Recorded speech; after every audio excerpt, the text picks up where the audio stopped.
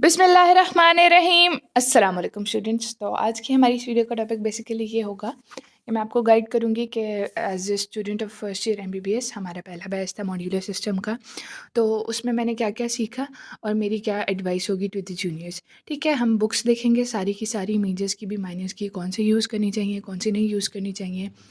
ठीक है, एक ही सब्जेक्ट के लिए हम जाहिर सी बात है काफ़ी सारी बुक्स भी यूज़ करते हैं। तो ये भी एक नई चीज़ होगी एफएससी से कि आप ज़्यादा बुक्स यूज़ करेंगे। आपने परेशान नहीं होना कि बहुत सारी बुक्स यूज़ करें। वो स्पेसिफ़िक टॉपिक्स के लिए स्पेसिफ़िक बुक्स होंगी। हर टॉपिक आपने हर बुक में से नहीं पढ़ना। ठीक है, तो स्टार्ट करते हैं विद जनरल एनाटमी। ठीक है, और एक बात और कि आपने हर चीज़ नहीं पढ़नी। ठीक है, आपने सबसे पहले आप लोग पास्ट पेपर्स ले लें। ठीक है, पास्ट पेपर्स के बाद जिस तरह से आपको मुख्तलिफ़ कम्युनिटीज़ वगैरह भी हमारी पास्ट ऑस्पीज़ प्रोवाइड करेंगी, उनको देखते रहें और पैटर्न नोट करें। क्वेश्चंस ज़्यादा नोट मत करें, पैटर्न नोट करें कि किस पैटर्न पे क्वेश्चंस आए हुए हैं, उसी सेम पैटर्न पे ही आपके भी क्वेश्चंस आएंगे। ठीक है, दूसरी बात ये कि अपने एसएलओस को फॉलो करें। एसएलओस से बाहर हमारे पूरे प्रॉफ में, चाहे ऑस्पी हो या वाइवा हो, कुछ भी नहीं आया।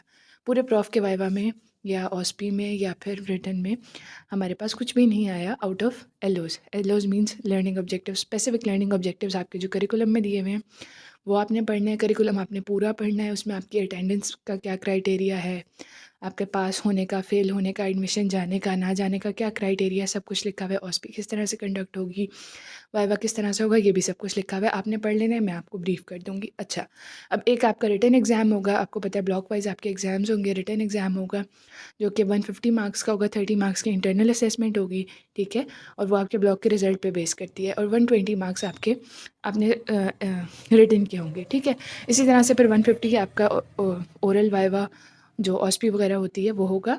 और उसमें क्या होगा, ऑस्पी और ऑस्पी दोनों होंगे, स्टेशंस होंगे, वो मैं आपको सारा गाइड करती हूँ अभी। ठीक है, सबसे पहले हम बुक्स देख लेते हैं। बुक्स आपने जो जो करनी है वो मैं आपको बताऊंगी। इसके अलावा जो चीज़ आपने करनी है वो ये है कि मुख्तलिफ ब्लॉक्स में हर सब्जेक्ट की मुख्तलिफ वेटेज है।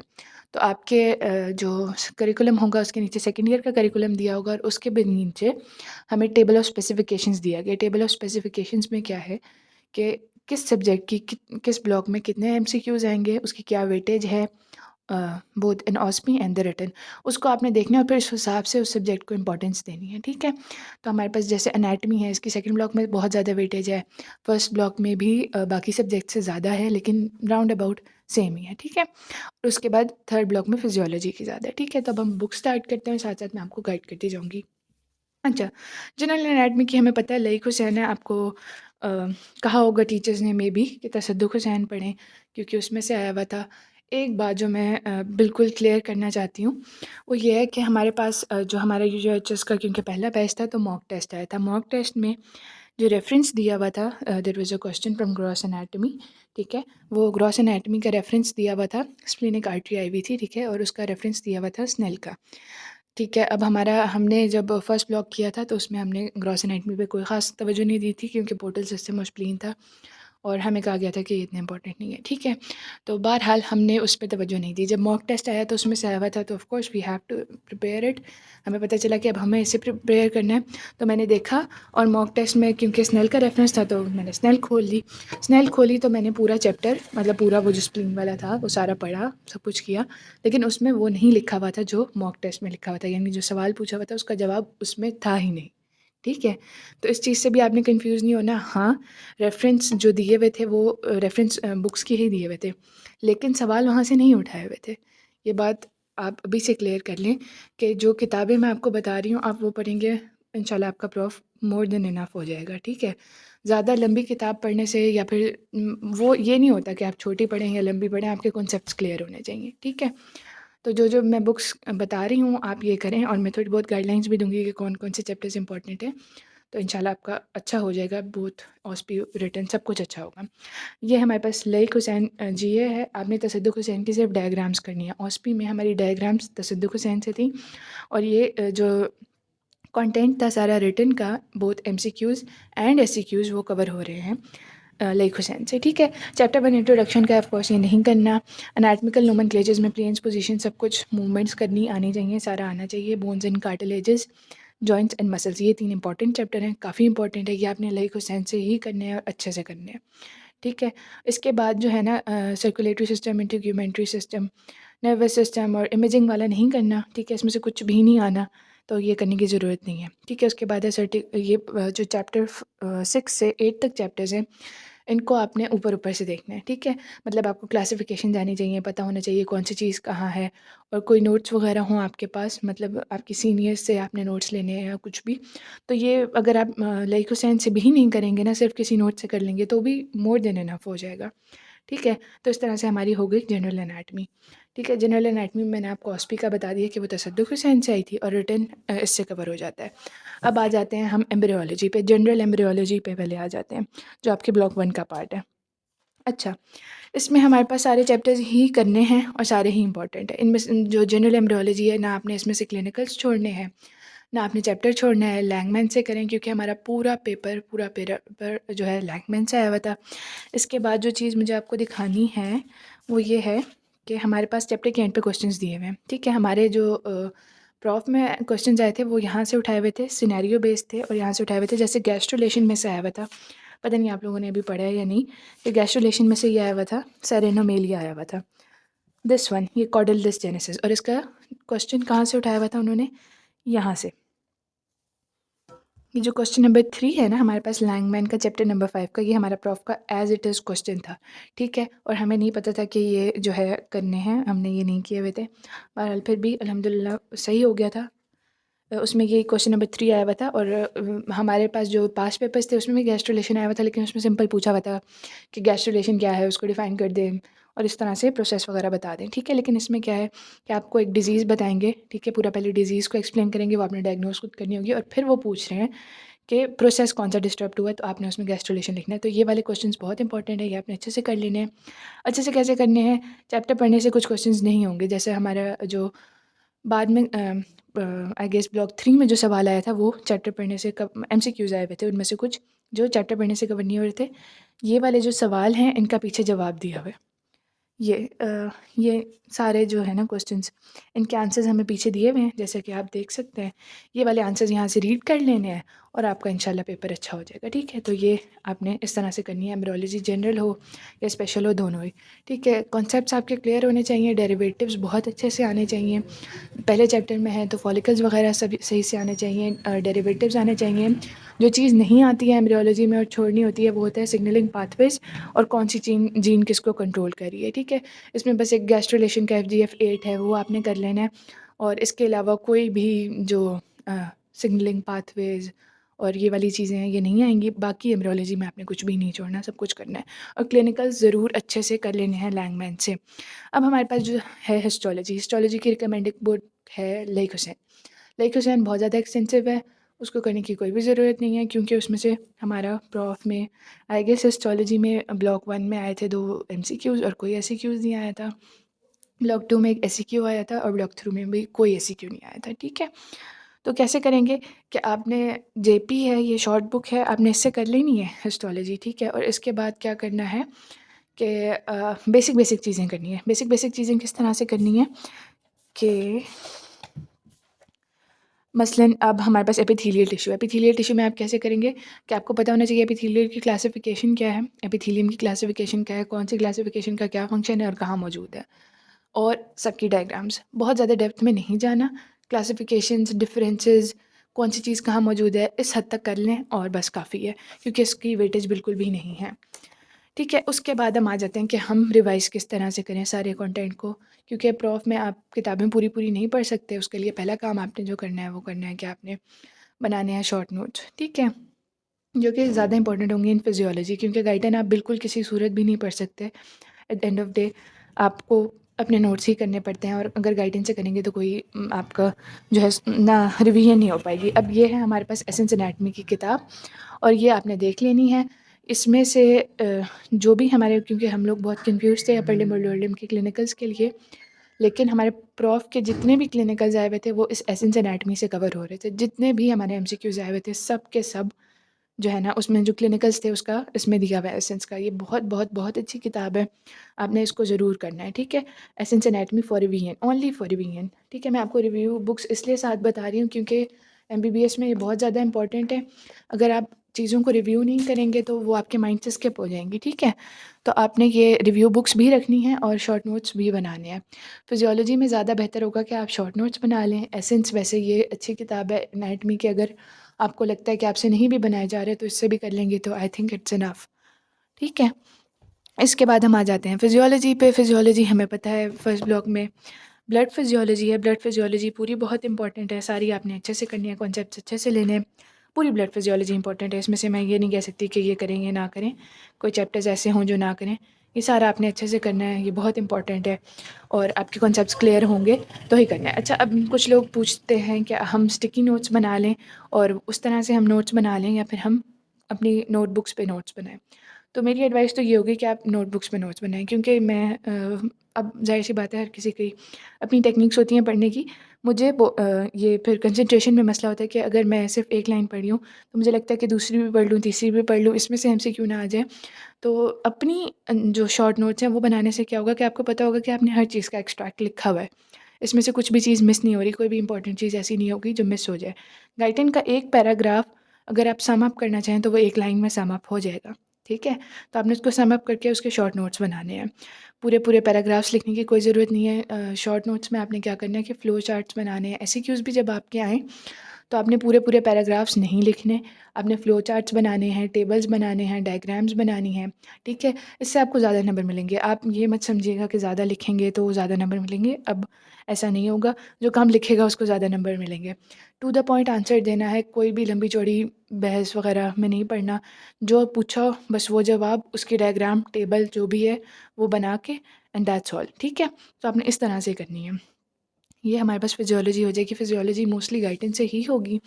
कुछ टॉपिक होंगे लाइक मल्टीपल स्क्लेरोसिस, वो आपको देखने पड़ेंगे। गेनोंग से आप देख सकते हैं या कहीं और से देख सकते हैं, बट आई विल से कि आप यूट्यूब वीडियोस देख लें तो वो ज़्यादा बेहतर है, क्योंकि इतनी डेप्थ में आपको वीडियोस में 5-10 मिनट में वो बात अच्छे से समझ आ जाती है, जो कि आपको बुक को रीड करने में 1 घंटा लगता है या जितना भी। और ये भी मेरी एडवाइस होगी कि आपको ज़ाहिर-सी बात है शेड्यूल मिल जाता है पहले ही क्लासेस से, तो क्लास से पहले आप लोग कोई जो भी आपका टॉपिक है उसकी 5 मिनट की, 6 मिनट की, 10 मिनट की, 1 घंटा निकाल के आप वो वीडियोज़ देख के जाया करें, ताकि आपको थोड़ा बहुत आइडिया हो कि टीचर्स टर्मिनोलॉजीज़ क्या बोल रहे हैं, क्योंकि आप अभी टर्मिनोलॉजीज़ से फ़ैमिलियर नहीं होंगे और आपको समझ नहीं आएगा कि टीचर्स क्या कह रहे हैं, ठीक है? तो इसके लिए क्या हल है कि आपने पहले से ही थोड़ी बहुत देख के जाना है, ठीक है? इसके बाद हमारे पास बस आपने गाइडलाइन काफ़ी है फॉर फिजियोलॉजी। रिव्यू बुक्स इसकी 2 मैं यूज़ करती हूँ, फिरदौस भी करती हूँ और बीआरएस फिजियोलॉजी भी करती हूँ। बीआरएस फिजियोलॉजी ज़रा हायर लेवल की किताब है, अच्छी किताब है, ऑफ कोर्स पढ़ें। लेकिन तब पढ़ें जब आप ना गाइडन भी कर चुके हो और फिरदौस भी कर चुके हो। फिरदौस आपकी रिव्यू बुक है, इस पे आपने रिलाई नहीं करना किस कब करनी है। जैसे अगर आपका मंडे को टेस्ट है तो सैटरडे संडे आपने तैयार करना है गाइडन से, और सुबह उठ के जब आपने रिवीजन करनी है, ठीक है, तो आपने फिरदौस खोलनी है। फिरदौस से पढ़ने से क्या होगा कि आपको पता चल जाएगा कि आपने एमसीक्यूज़ किस तरह से अटेम्प्ट करने हैं। देखिए यहाँ पे पॉइंट्स वगैरह बने हुए हैं, तो आपको बहुत अच्छे से पता चल जाएगा कि एग्ज़ैक्ट डेफिनेशंस क्या हैं, ठीक है, और एमसीक्यूज़ किस तरह से अटेम्प्ट करने हैं। ये हमारी हो गई फिजियोलॉजी भी, ठीक है। अब हम आ जाते हैं बायोकेमिस्ट्री पे। बायोकेमिस्ट्री की हमें पता है हमारे पास 2 ही किताबें हैं। एक सत्या है, इससे आपने सारे के सारे जितनी भी क्लासिफ़िकेशंस होंगी, कार्बोहाइड्रेट की हों, प्रोटीन की हों, अमाइनो एसिड्स एटसेक्ट्रा एटसेक्ट्रा, वो आपने इससे करनी है, सत्या से। और इसमें भी आपने कोई कम्युनिटीज़ वगैरह जॉइन करनी है और उनकी गाइडलाइंस को फ़ॉलो करना है, ठीक है? क्योंकि हर चीज़ नहीं करनी होती, आपने एसएलओज़ को फ़ॉलो करना है, अगेन सेइंग, ठीक है? और उसमें से जो आपका सेल वाला पोर्शन है, ठीक है, वो और क्लासिफ़िकेशंस आपने सत्या से करनी है, और जो मेटाबॉलिक पाथवेज़ हैं वो आपने करने हैं लिपिन कॉर्ड से। बस ये जो एंजाइम्स है ना, ये वाला चैप्टर और मेटाबॉलिक पाथवेज़ सारे के सारे आपने करने हैं लिपिन कॉर्ड से, और बाकी आपने चीज़ें सत्या से करनी है। बहुत से टीचर्स आपको कहते हैं कि भई सत्या ना करें, इसमें से पेपर नहीं आएगा, पेपर हल नहीं होगा, ऐसा कुछ भी नहीं होता। पेपर बहुत आसानी से हल हो जाता है सत्या में से, लेकिन आपको पता होना चाहिए कि आपने कौन-सी चीज़ कहाँ से करनी है, ठीक है? अब ये सब कुछ मैंने आपको बता दिया। Gross anatomy. ग्रॉस एनाटमी के लिए जो मैंने बुक ली हुई थी वो है बीडी, ठीक है?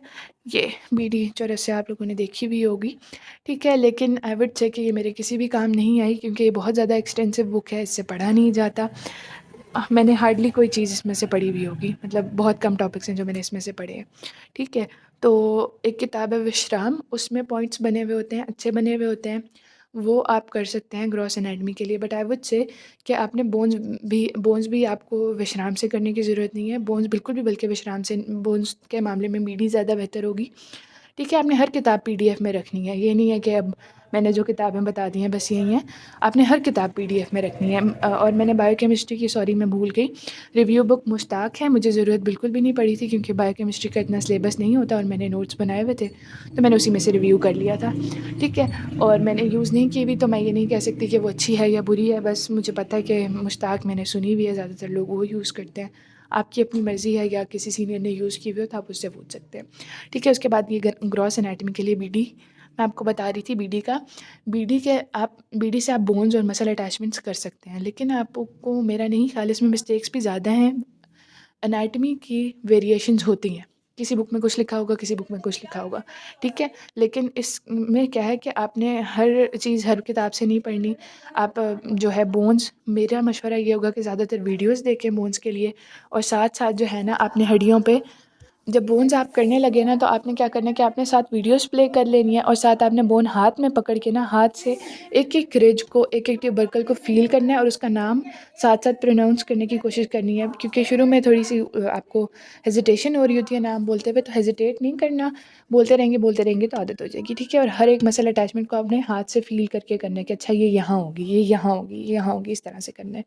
ठीक है, और विश्राम आपने बोन्स के लिए नहीं करने, क्योंकि उसमें मसलन स्कैपुला है, तो उसमें कोराकोड प्रोसेस के भी दिया होगा कि इसके ये जो है हमारे पास सर्फेसेस हैं, ये बॉर्डर्स हैं, वो बहुत ज़्यादा एक्सटेंसिव है फॉर जो है हमारी बोन्स। ठीक है, वो बोन्स वहाँ से मत करिएगा। ठीक है, इसके बाद आपकी जो है ना थर्ड ब्लॉक में बेसिकली काफ़ी कम वेटेज है जो हमारे पास थी, एनाटमी। ठीक है, वो भी आप एसेंस से रिव्यू कर सकते हैं। और कुछ बच्चों के लिए आई गेस जो है, जो ज़्यादा एक चीज़ को गौर से पढ़ते हैं और फिर उसको समझ लेते हैं मुख्तलिफ जगहों से, या थोड़ा बहुत सर्च करके भी पढ़ लेते हैं, उनके लिए एसेंस से भी काफ़ी होगा। ठीक है, और वैसे आप विश्राम से भी थोरैक्स पढ़ सकते हैं, विश्राम में भी अच्छा दिया हुआ है। उसके बाद रिव्यू आप बेशक थोरैक्स का एसेंस से कर लें, या जैसे आपको समझ आए। अब आ जाते हैं माइनर्स पे, जिसके लिए आप लोग शायद ज़्यादा परेशान हो। ठीक है, तो माइनर्स के लिए क्या करना है? माइनर्स के लिए आपने चैप्टर 1 की किताब लेनी है, और उसी से आपके सारे माइनर्स, सारे के सारे एमसीक्यूज़ उससे हल हो जाएंगे। क्योंकि हमारा प्रॉफ था, हमने पहले बहुत ज़्यादा एक्सटेंसिव पढ़ी, फार्मा भी, पैथो भी, सब कुछ हमने शदीद डिटेल में पढ़ा, और उस शदीद डिटेल का कोई फ़ायदा नहीं हुआ। बल्कि हमारे प्रॉफ में जो एमसीक्यूज़ थे वो इस तरह थे कि broader view of the basic things. ठीक है, बात समझ रहे हैं? Broader view of basic things, कि आपको क्लासिफिकेशन पता है, आपको थोड़ा बहुत पता है कि मैलिग्नेंट हाइपरथर्मिया क्या है, उसको किस तरह से कंट्रोल करना है। इस तरह की बातें पूछी हुई थी। ठीक है, बहुत ज़्यादा डेप्थ किसी भी सब्जेक्ट में हमारे प्रॉफ में नहीं पूछी हुई थी। ड्रग्स के नाम भी हमारे पहले 2 ब्लॉक्स में नहीं आए, और थर्ड ब्लॉक में क्योंकि कोई और ऑप्शन नहीं थी, तो हमारे ड्रग्स के नाम थे। वो भी उसमें फिर ये नहीं था, क्योंकि हमने जैसे पढ़ा था, हमें हर चीज़ के एडवर्स इफ़ेक्ट्स हमने पढ़े थे। जैसे अगर प्रोपेनोलोल है, या जो भी ड्रग्स हैं, आगे आप पढ़ेंगे सेकंड ब्लॉक में, ये वाली ड्रग्स होंगी, तो उनके एडवर्स इफ़ेक्ट्स क्या हैं, ये क्या है, वो क्या है, इसकी हमें कोई ज़रूरत नहीं पड़ी। सिर्फ जो जब ड्रग्स के भी एमसीक्यूज़ आए हैं, तो सिर्फ क्लासिफिकेशन में से आए हैं कि मगर मसलन अगर एक्सपेक्टोरेंट है तो वो कौन सी है। ठीक है, और इस तरह से आप आगे बढ़ेंगे, आपको समझ आ जाएगा मैं क्या कह रही हूँ। ठीक है, तो आपने क्लासिफिकेशन करनी है, और broader view of basic things, broader view of basic things लेना है, जो कि आपको चैप्टर 1 में बहुत अच्छा मिल जाएगा। आप वहाँ से कर सकते हैं। मुझे वो किताब बहुत अच्छी लगी थी। और हमारी जो ऑस्पी आनी है, ऑस्पी हमारे जो आएगी ना, वो अगर आप एनाटमी की बात करें तो वो आएगी स्नेल में से और तसद्दुक़ हुसैन में से। मैं आपको पहले तसद्दुक़ हुसैन का बता चुकी हूँ। ठीक है, इस की स्लाइड्स आपके अपने पेरेंट कॉलेज की होंगी, उसके लिए परेशान होने की ज़रूरत नहीं है। ठीक है, स्लाइड्स आइडेंटिफाई करनी होती है। हमारा ऐसे था कि फर्स्ट ब्लॉक में एक लॉन्ग स्लाइड थी और 3 4 शॉर्ट स्लाइड्स थी। शॉर्ट स्लाइड्स में सिर्फ आइडेंटिफिकेशन और आईडी पॉइंट्स बताने थे, और जो लॉन्ग स्लाइड थी उसमें पूरा मतलब हमें ड्रॉ भी करना था आइडेंटिफाई करके। ठीक है, इसके अलावा फिजियोलॉजी में हमें पता है प्रैक्टिकल्स परफॉर्म करने आने चाहिए, क्लिनिकल कोरिलेट्स हर चीज़ के पता होने चाहिए।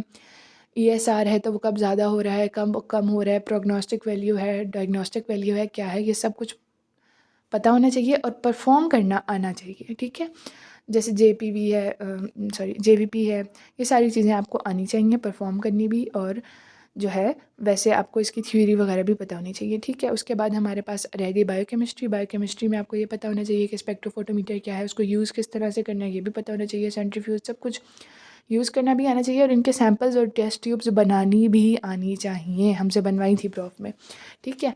इसके बाद हमारे पास एक स्टेशन होता है पल्स का और एक होता है CFRC का। एक जो पल्स का स्टेशन होता है उस पे हमारे पोर्टफोलियो के मतलब सवाल किए जाते हैं, सिनेरियो बेस्ड क्वेश्चंस होते हैं, केस स्टडीज़ होती हैं, उनकी वीडियोज़ मैंने अपलोड की हुई हैं, मैं लिंक डिस्क्रिप्शन में दे दूँगी, आप वहाँ से देख सकते हैं पोर्टफोलियो का, ठीक है। तो वो आप कर लेंगे उससे, ठीक है। और उसके बाद CFRC की वीडियोज़ हैं, जो CFRC है उसके लिए आपने क्या करना है कि आपने अपनी लॉग बुक पढ़नी है, वो सारी उसके लिए आप वीडियोज़ देख सकते हैं, ठीक है। और वो वीडियोज़ देख के आपने देखना है कि क्या क्या स्टेप है और हमने किस तरह से अपना जो एग्जामिनर है उसको सारा प्रोसेस करके दिखाना है। तो process is really important for clinical. आपके जब क्लिनिकल्स हो रहे हों तो आप उन पे बहुत ज़्यादा तवज्जो दें और उनको देखें कि वो किस तरह से हो रहे हैं, ज़्यादा तवज्जो इस बात पे दें कि किस तरह से हो रहे हैं, क्योंकि फ़र्स्ट ईयर है बहुत ज़्यादा, उसमें हमें क्लिनिकल में कुछ भी नहीं पता होना चाहिए कि ये ज़्यादा है, बढ़ा हुआ है, कम है, कुछ भी हमसे ऐसा नहीं पूछा गया, बस नॉर्मल था कि नॉर्मल किस तरह से चेक करना है और वो आपको आना चाहिए। Okay, so that's all for today. I hope you find this video useful. Stay tuned and get subscribe to my channel. Furthermore, don't forget our Palestinian brothers and sisters in your prayers. Thank you.